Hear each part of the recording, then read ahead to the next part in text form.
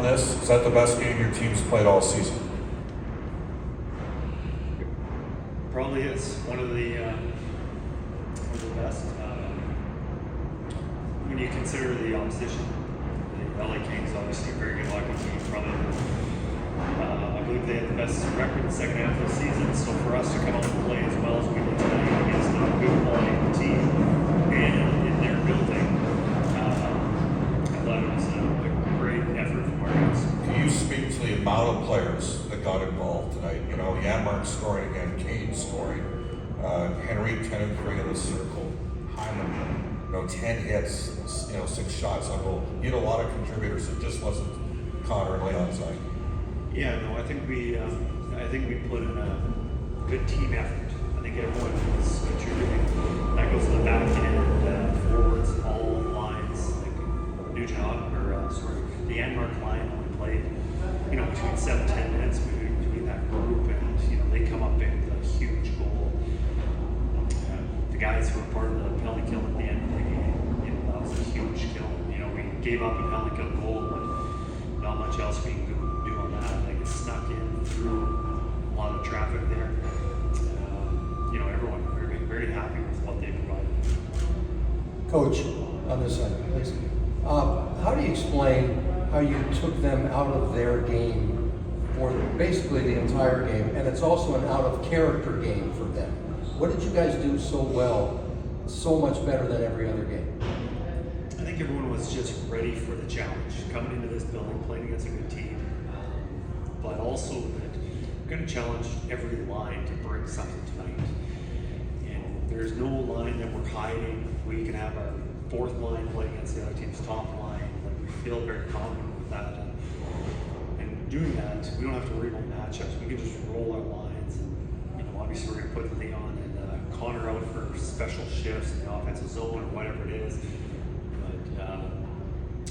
I think everybody was ready to bring their A game. Most of them did.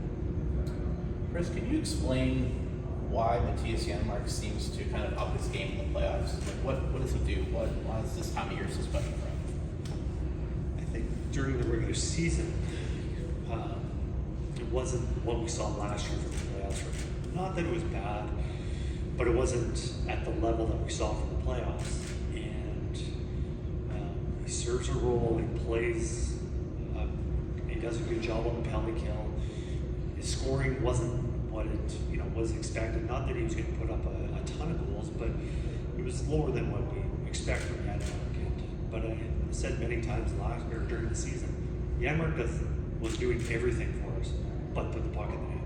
Like, good role player.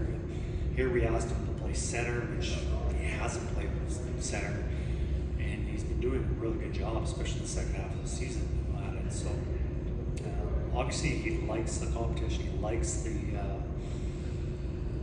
playoff atmosphere. Some guys fade when the stakes are high.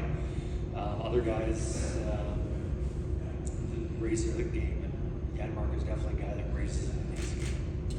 What does it mean to your team to have theoretically a backup who could do the job that Calvin Picker's done for you guys over the last 3 games, and especially tonight, stepping up what you guys have? Well, Calvin's been very, very valuable since I've been here. Pretty much we got here at the same time.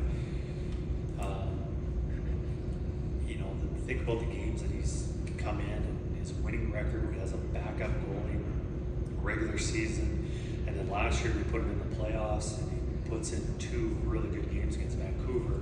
Kind of lets Skins reset, and Skins had a good run after that. And then right now, we put him in, and he's been playing really well. Tonight, didn't have as much action as the other nights, but we still needed some key saves. And he's been able to do that throughout the series, is give us saves when we needed them. Coach, in an incredibly direct game from your group tonight, especially on offense. Is that something you sort of found in games 3 and 4, taking it straight to the crease, kind of living there?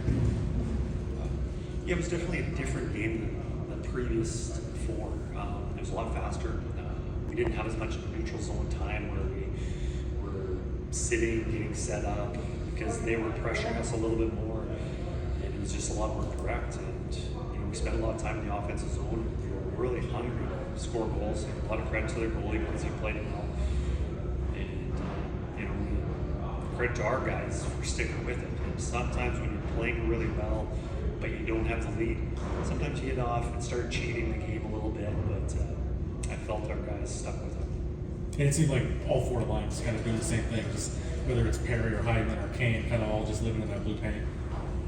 Well, you look at how goals are scored, and especially against good defensive teams, you know, there's very rarely is there a freebie. And, you know, tonight we were able to score one from distance. Very few guys can do that. Evander Kane's one of them. But you need to crash that paint and get around that net as much as possible to have those opportunities. Kris, going back to Calvin, he got 36 starts in the regular season. How much of that was knowing that you were going to need 2 goalies for a postseason run here? At the start of the season, you never know exactly how it's going to play out and what you're going to need. I think at the beginning of the season, you're thinking of, you're most likely planning on having your starter run through the playoffs. I think that's what every coach kind of plans on. And as the season goes on, you know that the way things are going, the likelihood of using both goalies is going to likely happen. I just think, you know, we've been fortunate that we've got 2 good goalies. We feel confident in either one, and we can put in either one in the net. We feel that we can elevate. We're very fortunate that Calvin was back. Tickle, backup goalie, is he's a gamer. Like, he's ready. He likes the pressure. You know, a lot of credit to him because there's been long stretches where he has not played, and then we've put him in the net, saying we need a big game out of you. And probably the time was most last year against Vancouver. He hadn't played for maybe a couple of weeks. Came in and played really well for us, and you know, the confidence in him being able to do that. You know, he's been able to do it, so I've got confidence in him. Coach, back here. Last game here, I mentioned Ekholm being out and how you thought the team had enough depth without him. But does that create more motivation for all the players when a top defensive player is out to bring their A game, even to step it up even more? I think every single player would like more responsibility, more ice time, and they never want another player to come out of the lineup so they can have that opportunity. But every single player wants to be on the ice more and help the team win. And now we're in a situation where we lose Ekholm, and here's an opportunity for everyone to step up and play more.